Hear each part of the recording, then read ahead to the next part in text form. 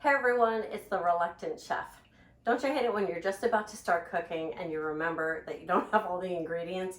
Well, that happened to me today. I needed eggs. Thank goodness my neighbor down the street has chicken, so I texted her and said, hey, I need some eggs. Can I come running down? And she said yes.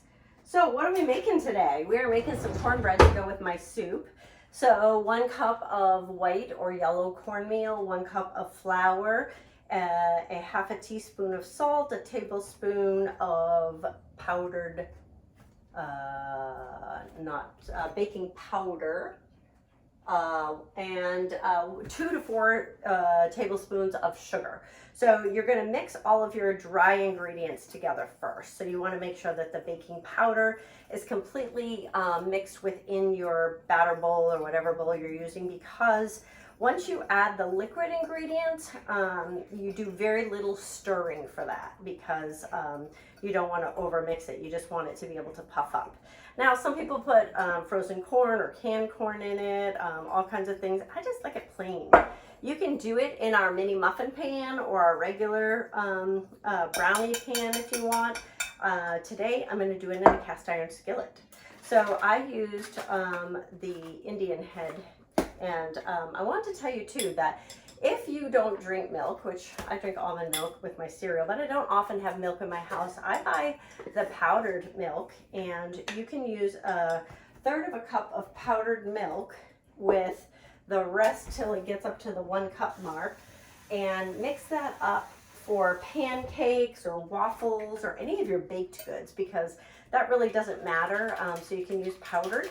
So that works great. So we're just going to mix that up well.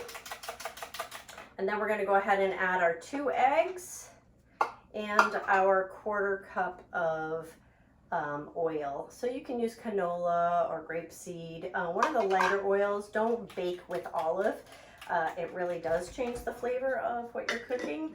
Olive oil is great for salads. It's great for low temperature cooking, but you want high temperature oils when you are using a wok for stir fry, if you're doing a high temperature wok, and you definitely want the lighter oils when you're baking. It makes a big difference. So I'm just going to mix this up really well. I'm mixing it with our mini whisk, which is a comeback tool. Thank goodness, just in time for Thanksgiving, but we do have a whisk that is perfect for gravy. That's for non-stick pans, whereas this one is not. It's metal. So we're going to use one of our scrapers. Let me see, I'll do a mix and scrape. This one fits inside of a mayonnaise jar. This is the small mix and scrape. And we're just going to go ahead and add our liquid ingredients to our dried ingredients. Do a couple of quick turnovers, and then we're going to just pour it right in the pan. We're cooking it at 425 for about 20 to 25 minutes, which is perfect. And we're eating leftover soup today. I gave my husband the opportunity to choose between corn muffins or drop biscuits, which I've done quite a bit.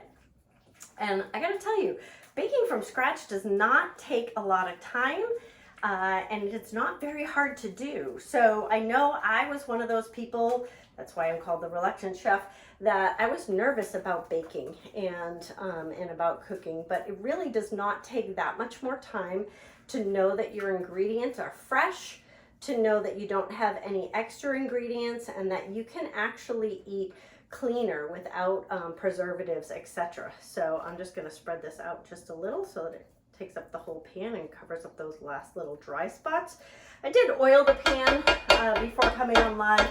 It's a pretty well seasoned cast iron pan. Pampered Chef's cast iron does come pre-seasoned, but I wanted to make sure that it didn't burn on, so I did use a little bit of oil and our basting brush, which sticks to the outside of your pan, which I think is great. Okay, so I'm going to put it on the bottom shelf because we want a nice crispy, crunchy bottom, and we're good to go. So that is as easy as making cornbread. Just get your ingredients out, mix dry and liquid separate, add them together, stick them in the oven. Thanks for watching The Reluctant Chef. I'll see you soon for more tips.